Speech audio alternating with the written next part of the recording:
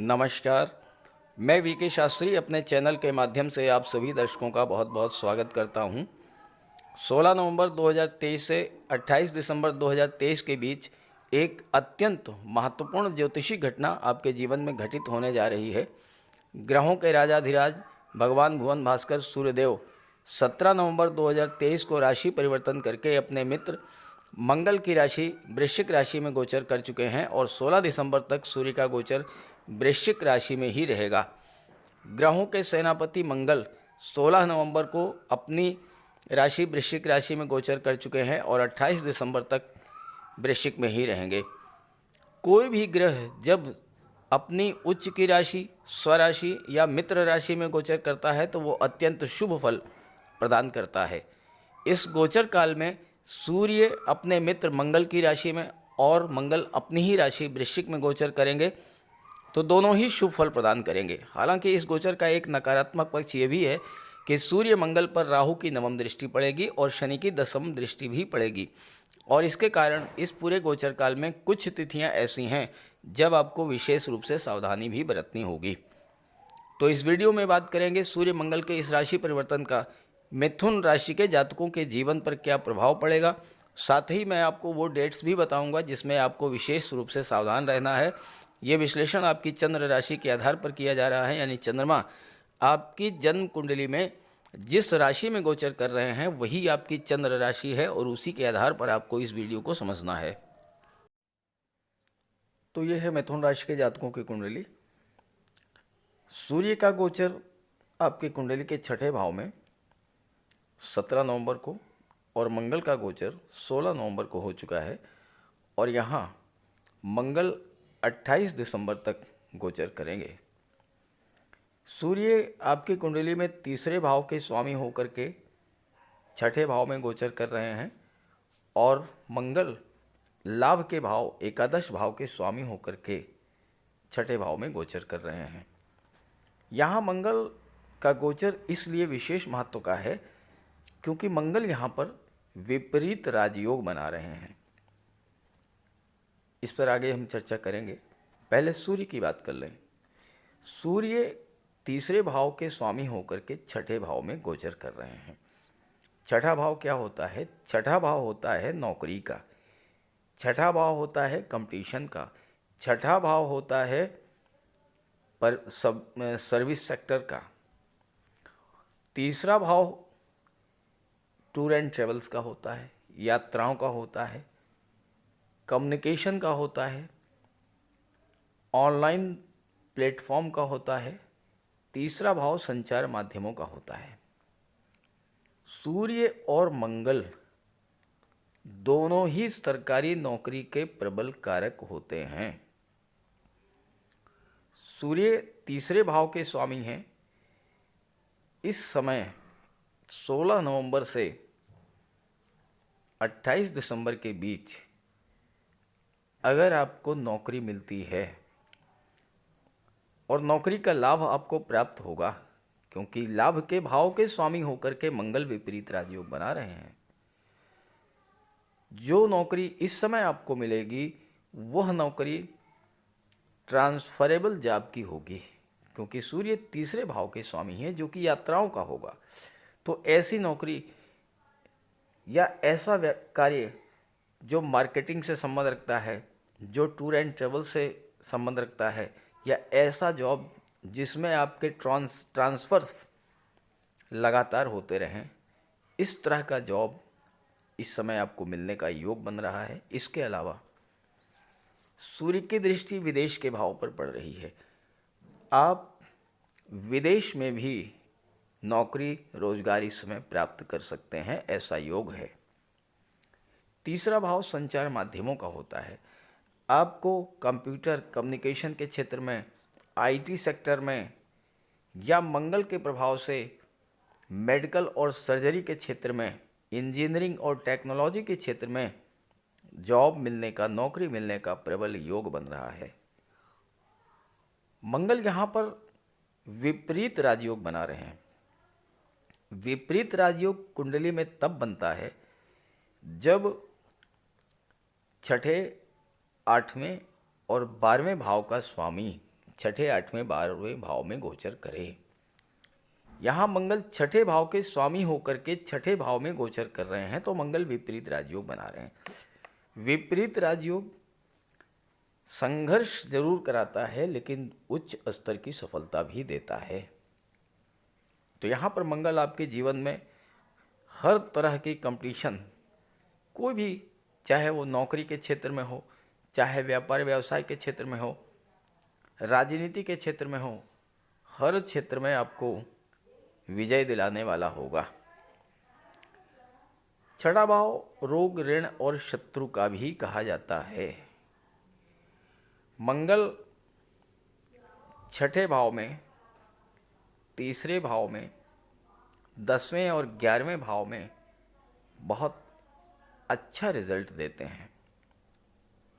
मंगल को शत्रुहंता कहा जाता है।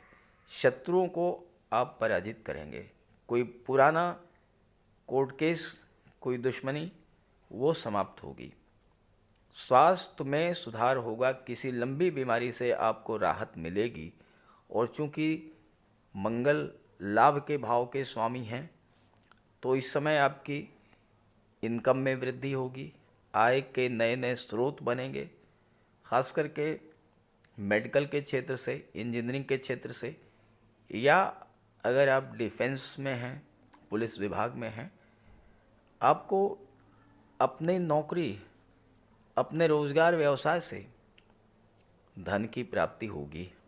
और कोई कर्ज अगर है तो वो समाप्त होगा। आपकी कुंडली में देवगुरु का गोचर विशेष महत्व का है, क्योंकि देवगुरु लाभ के भाव में गोचर कर रहे हैं। देखिए, हम बात सूर्य मंगल की कर रहे हैं, लेकिन जो ग्रह इस समय आपकी कुंडली में अच्छी स्थिति में अच्छा प्रभाव दे रहे हैं, उन पर चर्चा होना जरूरी है। गुरु लाभ के भाव में गोचर कर रहे हैं, पंचम भाव पर दृष्टि डालेंगे। पंचम भाव संतान और शिक्षा का होता है, तो ये समय छात्रों को नौकरी मिलने का बहुत अच्छा योग बन रहा है। राहु आपके कार्य क्षेत्र में गोचर कर रहे हैं। राहु अगर केंद्र के भाव में गोचर करें, त्रिकोण के भाव में गोचर करते हैं, पहले, चौथे, 7वें या 10वें या 5वें और 9वें भाव में गोचर करते हैं, तो एक्सलेंट रिजल्ट देते हैं। और अकेले हो राहु, तो जिस भाव में गोचर करते हैं उस भाव के स्वामी के रूप में कार्य करते हैं। तो यहाँ राहु आपकी कुंडली के दशम भाव, यानी आपका जॉब, कैरियर, प्रोफेशन, व्यापार व्यवसाय, जहाँ से विचार किया जाता है, उस भाव के स्वामी होकर के गोचर कर रहे हैं। और राहु तो असीम विस्तार के कारक हैं, कोई लिमिट नहीं है राहु की।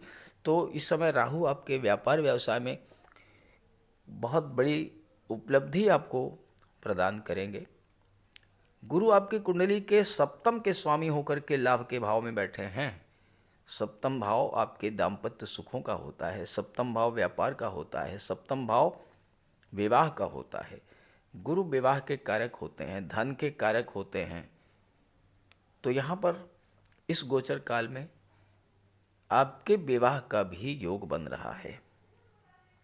गोचर में अगर सप्तम भाव में किसी शुभ ग्रह का गोचर हो जाए, शुभ ग्रह की दृष्टि पड़ जाए, या उसका स्वामी शुभ ग्रह हो, तो विवाह का योग बनता है। गुरु लाभ के भाव में है, तो विवाह का लाभ आपको होगा। विवाह के बाद आपकी भाग्योन्नति होगी, क्योंकि शनि की दृष्टि भी लाभ के भाव पर पड़ रही है और शनि भाग्य भाव के स्वामी हैं।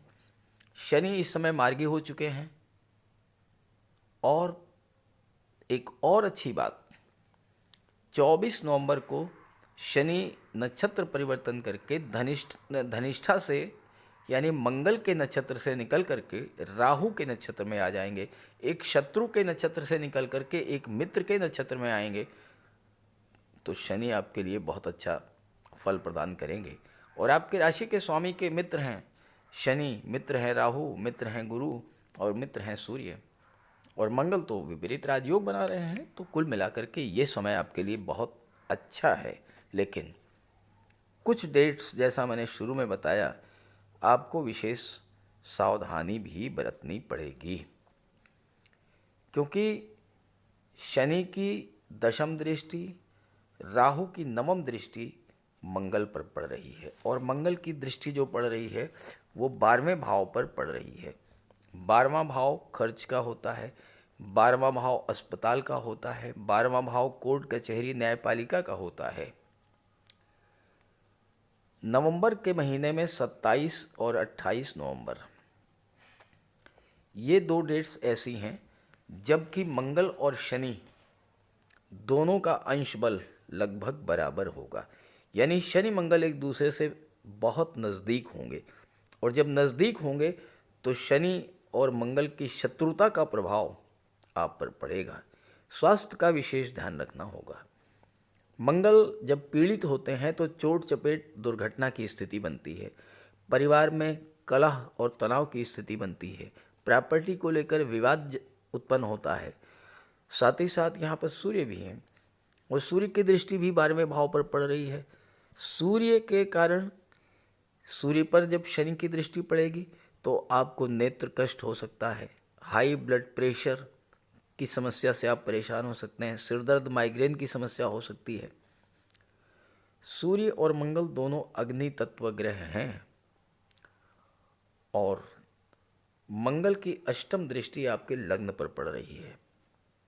लग्न आपका व्यक्तित्व होता है, तो आपको बिला वजह क्रोध आ सकता है, लड़ाई झगड़ा बढ़ सकता है, कोर्ट कचहरी की नौबत आ सकती है, बड़े भाई से विवाद हो सकता है, मानसिक तनाव, शरीर में आलस्य, थकान, काम में मन न लगना, आत्मविश्वास में कमी, ये सब समस्याएं आपके साथ हो सकती हैं। तो नवंबर में 27-28 नवंबर को आप विशेष सावधानी बरतिएगा। और दिसंबर में चूँकि राहु की नवम दृष्टि भी पड़ रही है, और दिसंबर में 22 से लेकर के 24 दिसंबर का जो गोचर काल है, इसमें मंगल और राहु का अंश बल बराबर होगा, लगभग बराबर होगा, यानी राहु मंगल एक दूसरे के बहुत नज़दीक होंगे। जब राहु मंगल दोनों एक दूसरे के विशेष नज़दीक होंगे तो अंगारक योग बनेगा। अंगारक योग जो कि सब कुछ जला देने वाला राजयोग योग होता है, बहुत बड़ा दुर्योग होता है। तो 22 और 24, 22 से लेकर के 24 दिसंबर और 27-28 नवंबर, इन 5 दिनों में आपको विशेष रूप से सावधानी बरतनी है, बजरंगबली की आराधना करनी है, हनुमान जी की उपासना करनी है, हनुमान चालीसा का पाठ करना है, बजरंग बाण का पाठ करना है और सुंदरकांड का पाठ करना है। ये सब आप करेंगे तो कोई दुष्प्रभाव आप पर नहीं पड़ेगा। तो आपको अगर मेरी बात अच्छी लगी हो तो अपने साथियों को, मित्रों को भी ज़रूर शेयर कर दीजिएगा ताकि उन्हें भी इस गोचर का लाभ मिल सके। नमस्कार।